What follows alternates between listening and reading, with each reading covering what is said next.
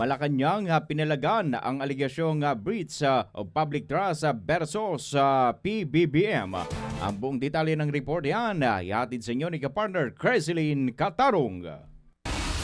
Handa raw si Pangulong Ferdinand Marcos Jr. na harapin ang anumang hakbang kaugnay ng umano'y impeachment complaint laban sa kanya kung sakaling ito ay formal na maisampa.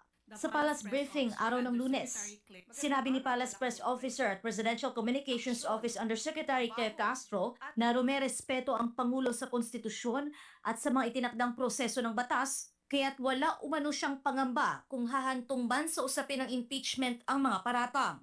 At ang Pangulo naman, handa naman po sa lahat ng pagkakataon dahil siya po ay gumagalang sa konstitusyon, gumagalang po siya sa proseso.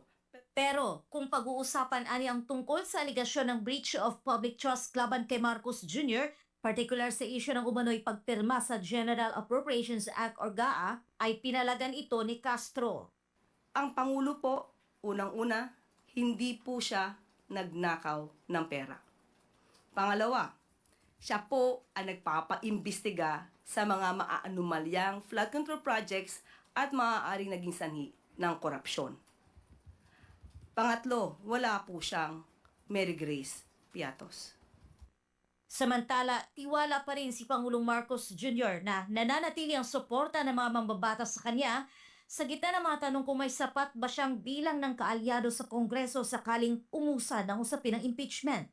So, pinangalagaan po ng Pangulo ang ating pondo. Kaya sa mga matitino din po at maayos na mga mambabatas, alam po natin kung saan sila gagawin.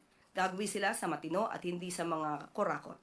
Una nang naglabas ng statement ang Malacanang hinggil sa ibinunyag ni Caloocan 2nd District Representative Edgar Egay Erice na may mga lider ng ilang grupo ang lumapit at inimbitahan siyang i-endorso ang impeachment complaint laban kay PBBM na kanya ring tinanggihan.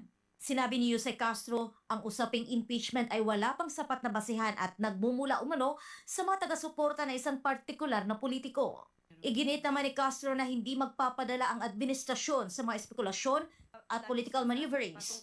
Nabatid na posible umunong magsampa ng impeachment laban kay Marcos Jr. dahil sa umano'y betrayal of public trust, lalo na sa usapin ng kontrobersiya ng malawakang korupsyon, partikular sa flood control projects ng gobyerno. Para sa Diyos at sa Pilipinas kong mahal, ito si Creseline Catarong, SMNI News.